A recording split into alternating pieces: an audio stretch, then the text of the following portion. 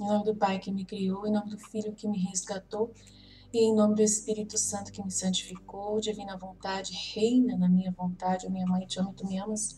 Dai-me um gole na vontade divina, minha alma. Me abençoa, Mãe, para que todas as minhas ações sejam feitas diante de vossos olhos maternais. Em nome do Pai, do Filho e do Espírito Santo. Amém. Suprema Majestade, abençoa a divina vontade. Em nome de todos, do primeiro ao último homem que existirá na terra, para dar a ti as homenagens que tenho de direito, as adorações, os louvores, o amor, as reparações, por todos e por cada pecado. Vem, Senhor, na tua divina vontade, dou-te a minha vontade humana. Por meio do Imaculado Coração de Maria, possui todos os dons e os frutos da divina vontade. Dai-me a tua divina vontade.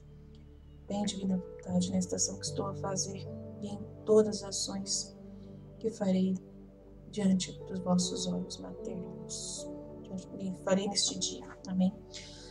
Vinde, Espírito Santo, vinde por meio da poderosa intercessão do Imaculado Coração de Maria, vossa amadíssima esposa e nossa mãe. Então, continuando a falar sobre a crise na igreja, a imagem não está tão boa porque meu computador não estava conectando na internet, tive que usar do meu filho, então a imagem perfeita está lá. Eu baixei aqui e ficou assim, mas tudo bem. O importante é falar, né, da mensagem que Jesus quer falar sobre a crise na igreja.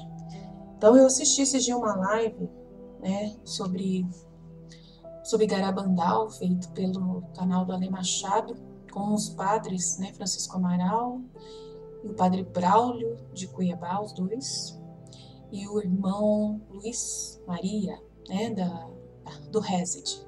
Foi muito bom, maravilhoso.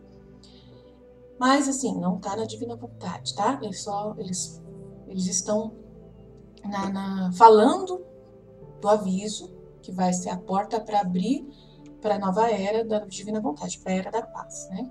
Falavam do Garabandal, do aviso, da mensagem do aviso, né? Falando, mas não sabem o que vai acontecer pós o aviso, não sabem, né?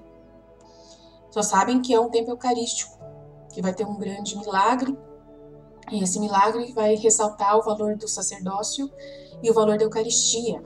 Mas eles idolatram o sacerdócio, estão idolatrando o sacerdócio. O sacerdócio é muito importante, mas o sacerdócio, quando é ligado a Cristo, é o sacerdócio de Cristo que é importante, e não deles, não do próprio padre. Né? O próprio padre, no seu sacerdócio, ele tem que ser exemplo total de sacerdote.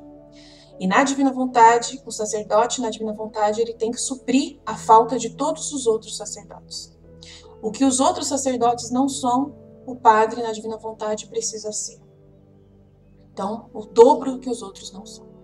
Ele tem que reajustar e entrar na ordem primordial da vontade de Deus para o sacerdote. Então, é muito importante isso, né? Então, Jesus ele tem muitas coisas para falar para os sacerdotes nos livros da Valtorta, nos livros da Mística Cidade de Deus, no livro da Vida Íntima de Nosso Senhor Jesus Cristo e no livro do céu. Tem muita coisa para falar para os sacerdotes e eles precisam ouvir. Se eles não ouvirem essas místicas e não colocarem em prática, né, a vida na divina vontade, eles não estão na divina vontade, estão só vivendo a santidade humana no sacerdócio deles. E aí, quando Nossa Senhora falou que são meus filhos prediletos, né, que eles são filhos prediletos, não quer dizer que os filhos da divina vontade não são os prediletos. São mais prediletos do que os filhos prediletos de Maria, né, que são os sacerdotes. Porque os filhos da divina vontade acabam se tornando o próprio Cristo, né, na Terra. Então, eu quero explicar isso para vocês. Que um filho da divina vontade é o próprio Cristo sendo revivendo novamente na Terra, né? Sendo ajustado à ordem primordial para o qual foi criado por Deus. Um filho na divina vontade é aquela pessoa que ela supre o buraco das outras almas. Daquilo que as outras almas não fazem, essa alma faz. Então, precisa entender isso. Então, eu quero deixar muito claro, não pode se idolatrar o sacerdócio por ser sacerdote. Idolatrar o sacerdote por ele ser sacerdote. Porque ele tem que ser exemplo de sacerdote. Para ele poder dizer alguma coisa, ele tem que ser um bom exemplo de sacerdote. Então, se ele não está sendo o exemplo perfeito de sacerdócio, se ele não está vivendo na divina vontade, se ele não fala da Luísa Picarreta, não fala do livro do céu, eu não consigo ver essa pessoa como um exemplo de sacerdote. Eu vejo até uma base humana, uma santidade humana, mas uma santidade divina está faltando. Precisa de ter sacerdotes na divina vontade. Então, é isso que eu clamo na igreja hoje. É isso que eu peço para Deus na divina vontade, que o reino logo venha e que os padres na divina vontade começam a se manifestar, explicando sobre o livro do céu para nós. Entrem na divina vontade. Sendo esses padres que vão nos ensinar o livro do céu. E não tem, são pouquíssimos. Ontem eu coloquei o vídeo de um deles que eu coloco, que eu sigo, que ainda está no volume 2. Mas não tem problema. O importante é que eu estou seguindo um padre que está tentando entender a divina vontade, que está caminhando, engatinhando ainda na divina vontade. Não sou melhor que ele, não sou melhor que ninguém, sou um nada, mas eu sou Jesus. Por eu ser um nada, permitir Jesus viver em mim, falar através da minha boca com toda a coragem e ousadia que eu falo, sendo uma leiga, né, que eu tento ser, me colocar na ordem primordial para o qual fui criada por Deus, como leiga, como mãe, como esposa, como empresária. Então, isso me dá o direito, a ousadia e a coragem de poder falar em nome da divina vontade. Tá? Não sou sacerdote, mas eu sou Jesus. E Jesus, ele é o sumo sacerdote por excelência. Então, acabo sendo sacerdote, profeta e rei através da ligação ao batismo de Jesus que eu recebi. Então, estou representando Jesus também. Então, vamos lá. Então, vou falar sobre essa realidade da igreja. Purificação da igreja.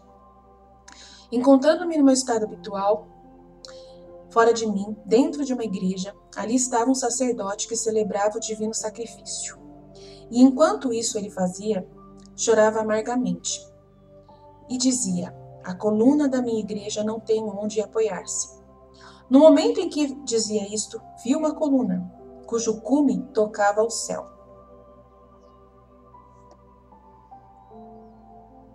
E abaixo desta coluna estavam sacerdotes, bispos, cardeais e todas as outras dignidades que sustentavam essa coluna. Mas, com minha surpresa, ao olhar vi que destas pessoas, quem era muito fraco, quem era muito acabado, quem era doente, quem era cheio de lama, e escassíssimo era o número daqueles que se encontravam em estado de sustentá-la. Assim que esta pobre coluna, tantas eram sacudidas que recebia por baixo, que cambaleava sem poder estar firme. Até acima desta coluna estava o Santo Padre, que com correntes de ouro e com os raios que despedia de toda a sua pessoa fazia quanto mais podia para sustentá-la, para acorrentar e iluminar as pessoas que moravam na parte abaixo. Embora alguma escapasse para ter mais oportunidade de degradar-se e enlamear-se, e não só estas pessoas, mas que tratava de atar e iluminar o mundo inteiro. Enquanto eu via isto, aquele sacerdote que celebrava a missa, embora tenha dúvidas se aquele sacerdote era Jesus, parecia-me que era Jesus, mas não sei dizer com certeza, chamou-me junto a ele e disse: minha filha, olha que estado lamentável se encontra a minha igreja. As mesmas pessoas que deviam sustentá-la desfalecem e com suas obras a abatem, golpeiam-na e chegam a denegri-la.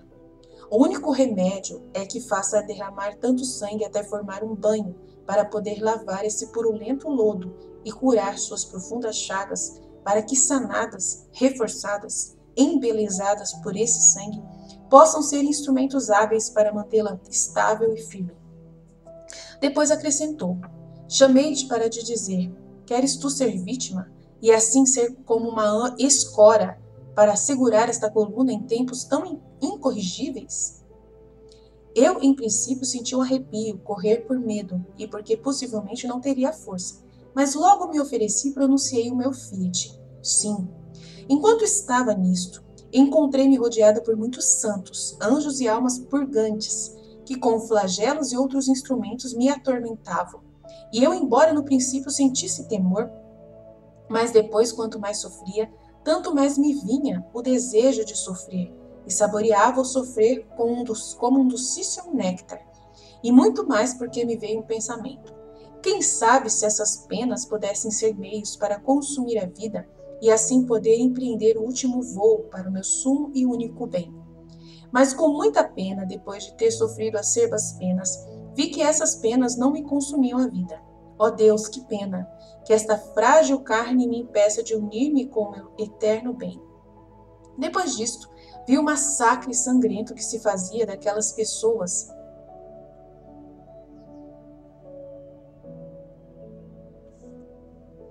Ai, saiu aqui.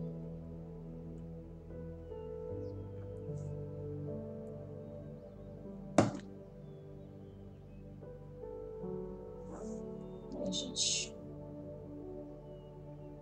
Me ajuda, Jesus. O que aconteceu aqui?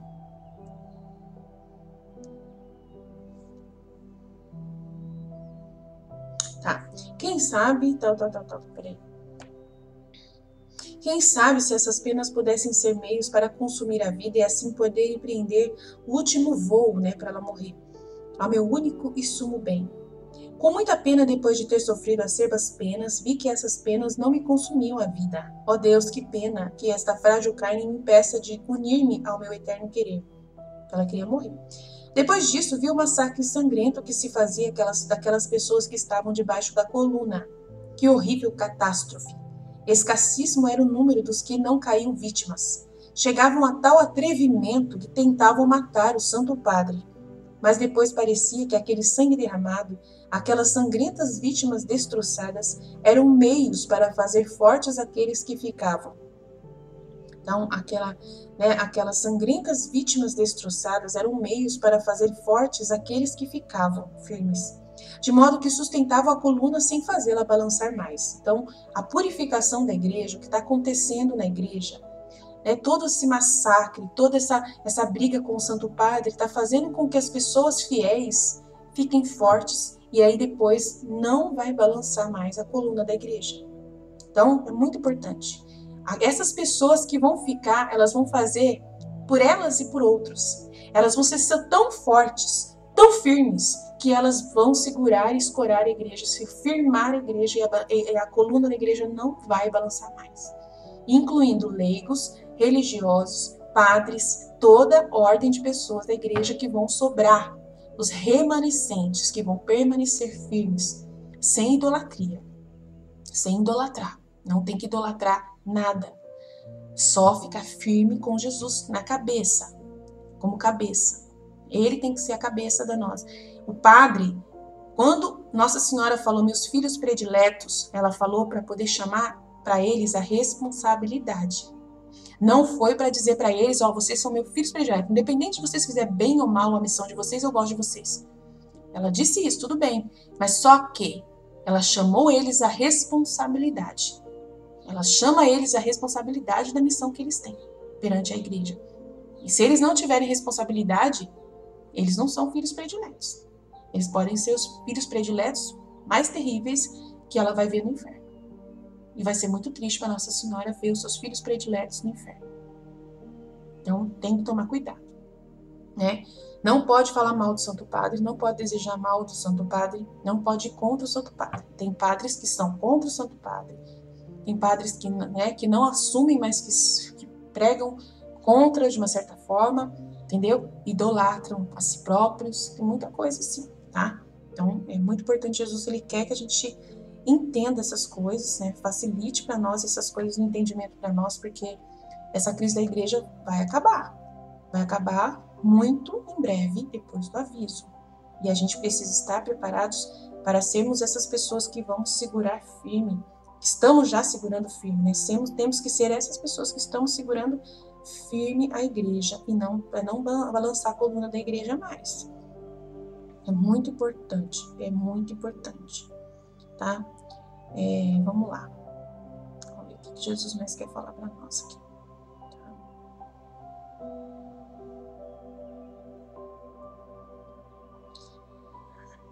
Continua, agora no volume 4.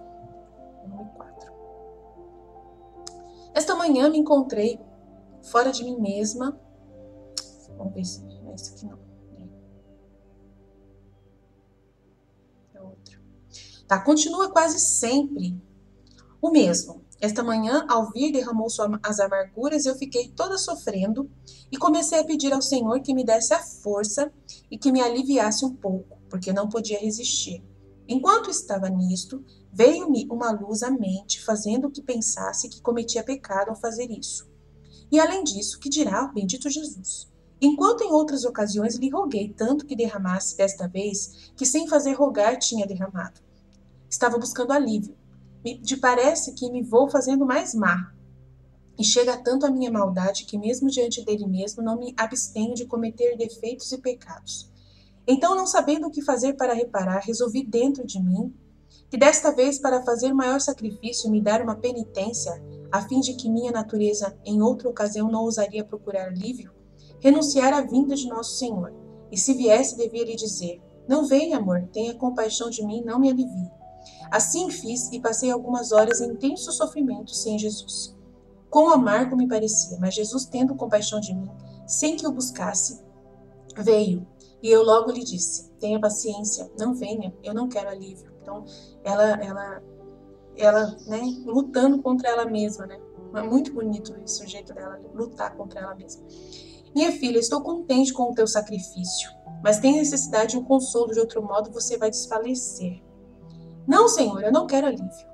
Mas ele, aproximando-se de minha boca, quase à força, derramou da sua boca alguma gota de leite doce, que amenizou meu sofrimento, quem pode dizer a confusão, a vergonha que senti diante dele, esperando-me uma repreensão. Mas Jesus, como se não tivesse percebido minha falta, se mostrava mais afável e mais doce. Eu vendo assim, disse, meu adorável Jesus, uma vez que derramaste em mim, e eu sofro, deves perdoar o mundo, não é verdade? E ele disse, minha filha, acreditas que eu derramei tudo em ti? E além disso, como poderias enfrentar tudo o que de castigo derramarei sobre o mundo? Você mesma viu que aquele pouco que derramei não podia resistir. E se não tivesse vindo te ajudar, teria sucumbido. Agora, o que seria se derramasse tudo em ti? Minha querida, deite a minha palavra, contar-te-ei em parte. Disto me transportou para fora de mim mesma, no meio das pessoas. E continuava a ver os tantos males, especialmente as maquinações de guerra contra a igreja. E entre a sociedade, planos para matar o Santo Padre e os sacerdotes. Eu sentia-me dilacerar a alma ao ver estas coisas e pensava, se jamais seja chegarem a realizar-se essas maquinações, o que acontecerá? Quantos males virão? E toda aflita olhei para Jesus e ele me disse, e daquela revolta que aconteceu aqui, o que você me disse? Aí ela pergunta, qual revolta? Não te lembras da revolta de Andria? Sim, Senhor. E bem parece que é nada, mas não é assim. Aquela foi toda uma ocasião, que é um fomento, uma semente, uma força para as outras cidades se moverem e derramarem sangue, causando ultraje às pessoas consagradas e aos meus templos. E como cada um quer mostrar quanto é mais feroz em exaltar o errado, competirão para ver quem pode fazer mais mal. Então aqui está falando, né, que eles querem matar os sacerdotes, querem prejudicar os sacerdotes. Né, falando mal dos sacerdotes como se eles fossem, né, muito importantes. E ela falou, nossa senhora, se fizer isso, o que vai ser de nós, meu Deus? É um pecado muito grave matar os seus sacerdotes, é muito grave, o mundo já era, vai se perder. Né? E aí ele falou assim, é muito terrível mesmo, é uma coisa absurda. Então ele falando que a gente, né, tem que ter amor pelos sacerdotes, tem que rezar pelos sacerdotes, né? E tem essa ameaça, né? Aí ele vai falar outra coisa, no mesmo volume ele fala aqui. Esta manhã me encontrei fora de mim mesma e vi as tantas infâmias e pecados enormes que se cometem, assim como também os cometidos contra a igreja e o Santo Padre. Depois, voltando em mim mesma, veio meu adorável Jesus e me disse, que dizes tu do mundo? E eu, sem saber aonde queria chegar essa pergunta, impressionada como estava pelas coisas vistas, disse, Senhor bendito, quem pode dizer a perversidade, a dureza, a feiura do mundo? Não tenho palavras para te dizer o quão ruim é o mundo. E ele, tomando ocasião das minhas mesmas palavras, acrescentou, viu como o mundo é perverso? Tu mesma o disseste, não há maneira de fazê-lo render. Depois de que quase lhe tirei o pão, permanecem na mesma obstinação, bastante pior, e por agora vai consegui-lo com os roubos e com as rapinas, fazendo mal aos seus semelhantes. Portanto, é necessário que você toque a pele. Caso contrário, eles vão se perverter mais. Quem pode dizer como fiquei petrificada antes de falar de Jesus? Me parece que fui eu a causa para fazer que ele se irritasse mais contra o mundo, em vez de desculpá-lo e perdoá-lo.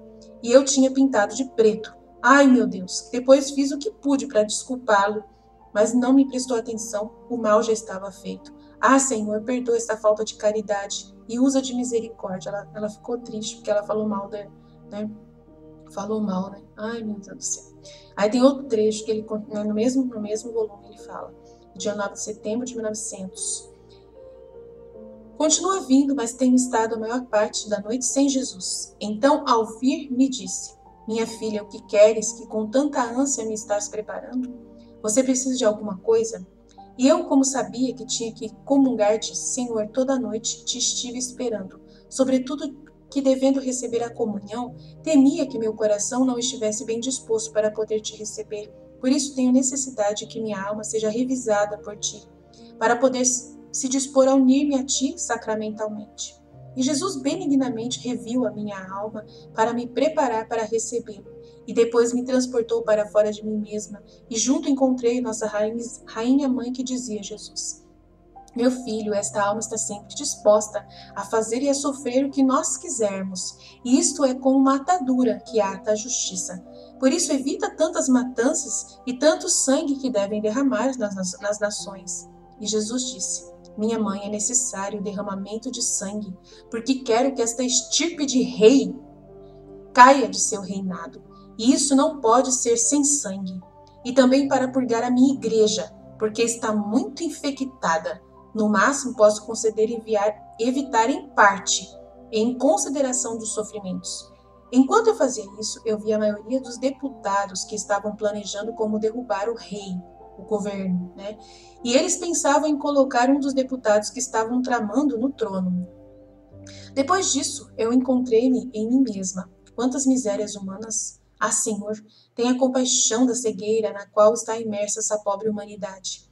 Depois, ao continuar a ver o Senhor e a Rainha Mãe, viu o confessor ao seu lado e a Virgem Santa disse, olha, meu filho, temos um terceiro que é o confessor, que se quer unir a nós e fazer seu trabalho, comprometendo-se a concorrer para fazê-la sofrer, para satisfazer a divina justiça. E também isto é um voltar mais forte à corda que te ata para aplacar. E além disso, quando contigo somente com a única finalidade de te glorificar e para o bem dos povos. E Jesus ouvia a mãe, tinha consideração pelo sacerdote, confessor, mas não pronunciou sentença de todo favorável, senão que se limitava a evitar em parte. Ele não ia diminuir a purificação na igreja, aquilo que precisava fazer, né, no mundo e na igreja ele iria fazer. E, em parte, em consideração a Luísa e ao sacerdote que estava disposto, né, a trabalhar para isso, ele iria amenizar em parte.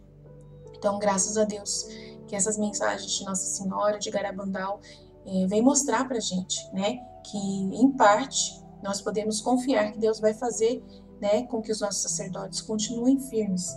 Em parte, Ele vai continuar mantendo eles, né, muitos deles sendo tocados pela misericórdia de Deus, pelas místicas, né, que eles estão ouvindo, os videntes de Garabandal, os videntes de Medjugorje, né, eu fico muito feliz mesmo, por isso demonstra já muita humildade da parte desses sacerdotes, muita humildade. Eu acredito plenamente em Garabandal, acredito plenamente em Medjugorje, né, e creio de todo o meu coração que vai vir, né, todas as promessas dadas em Fátima vão ser concluídas, as promessas dadas em Garabandal vão ser concluídas, e todos os segredos de Medjugorje vão ser também acontecer logo em breve.